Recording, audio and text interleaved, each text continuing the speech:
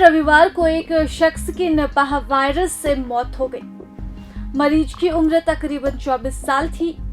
केरल के स्वास्थ्य मंत्री वीणा जॉर्ज ने इस मरीज की मौत की जानकारी दी। उन्होंने कहा, मलप्पुरम के एक निजी अस्पताल में निपाह वायरस से संक्रमित युवक की मौत हुई है। आपको बता दें कि केरल में इस वक्त निपाह वायरस धीरे धीरे अपने पांव फैला रहा है। केरल में निपाह का कहर 2018, 2021 और 2023 में कोझिकोड जिले में और 2019 में एर्नाकुलम जिले में निपाह का प्रकोप खास तौर पर देखने को मिला था। कोझिकोड, वायनाड, इडुक्की, मलप्पुरम और एर्नाकुलम जिले में चमगादड़ों में निपाह वायरस के एंटीबॉडी की उपस्थिति का पता एक रिसर्च के दौरान लगा था।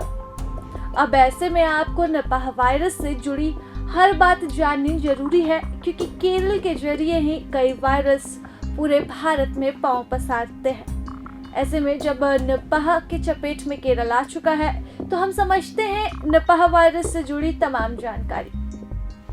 विश्व स्वास्थ्य संगठन WHO के अनुसार निपाह वायरस एक जेनेटिक वायरस है, यानी कि ये जानवरों के जरिए इंसानों में फैलता है। कई बार खाने पीने के जरिए और इंसान से इंसान में भी यह फैल सकता है। निपाह का सबसे पहला मामला 1999 में मलेशिया के एक गांव सुनगई में देखने को मिला था। सुनगई के निपाह गांव में यह मामला सामने आया। इसी के कारण इस वायरस का नाम निपाह रख दिया गया। कई वायरस की तरह निपाह का सोर्स भी जानवर ही माना जाता है। माना जाता है कि चमगादड़ के जरिए ये वायरस इंसानों तक फैलता है। हालांकि ऐसा भी मानना है कि ये सुअर, कुत्तों, बिल्ली, घोड़े और संभवतः भेड़ से भी फैल सकता है। अगर निपाह वायरस से कोई व्यक्ति संक्रमित हो गया है, तो वह दूसरों को भी संक्रमित कर सकता है। मतलब कि एक की वजह से दूसरे लोग भी इसके संक्रमण की चपेट में आ सकते हैं।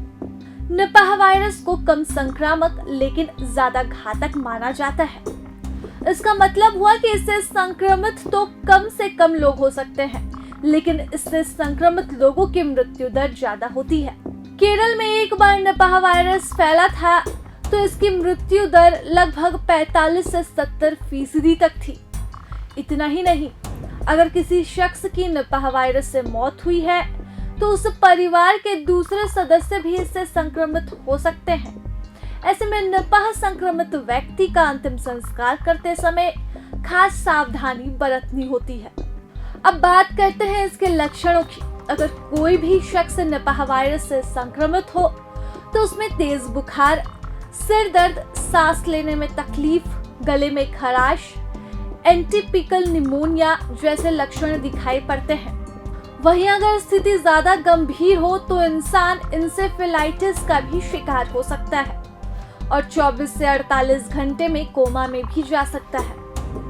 निपाह वायरस के लक्षण किसी भी इंसान में 5 से 14 दिन के भीतर दिखाई देने शुरू हो सकते हैं, लेकिन कुछ मामलों में ये लक्षण 45 दिनों तक भी खींच सकता है।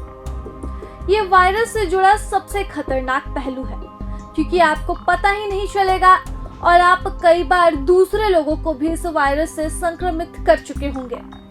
कुछ मामले ऐसे भी आ सकते हैं जहां पर निपाह वायरस से संक्रमित हो, लेकिन उसमें कोई लक्षण दिखाई ही ना दे।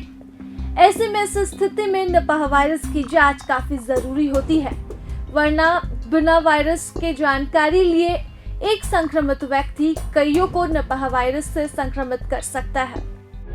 प्रभातखबर.com, विश्वास वही, रफ्तार नहीं।